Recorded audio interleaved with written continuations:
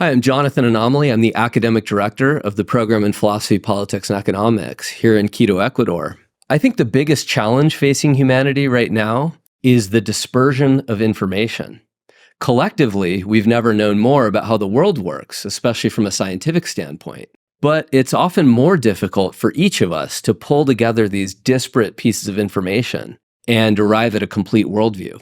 The economist Friedrich Hayek saw markets as a tremendous benefit to all of us, but a kind of double-edged sword. Markets cause us to specialize and do particular things especially well. For example, becoming a good pilot, a good auto mechanic, a good professor. And this increases efficiency overall and the amount of knowledge in the world. But it causes each of us to know a little bit less about the overall picture. And if Hayek is right, as we get more prosperous, we actually get more ignorant about large swaths of how the world works. And this causes us to have to rely on experts. But if we rely on experts, what do we do when expert opinion conflicts? How do we know who the experts are? So the biggest challenge facing the world is to figure out when to defer to experts. And this kind of requires critical thinking. We need to be trained in the art of evaluating evidence and arguments.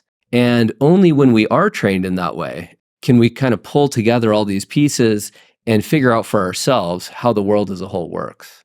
So we created the Center for Philosophy, Politics, and Economics to bring a kind of rigorous education to the best university in Ecuador. Our goal was to attract faculty from North and South America, from Europe, and to create a master's degree that would train up future leaders in Latin America, especially in the art of public policy.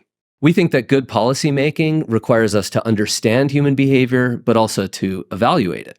Economics can help us explain strategic behavior through the lens of game theory, market behavior through price theory, and political behavior through the lens of public choice theory. By contrast, philosophy, ethics, can help us evaluate human behavior by inviting us to consider what the moral trade-offs are of different public policies or even different kinds of political systems.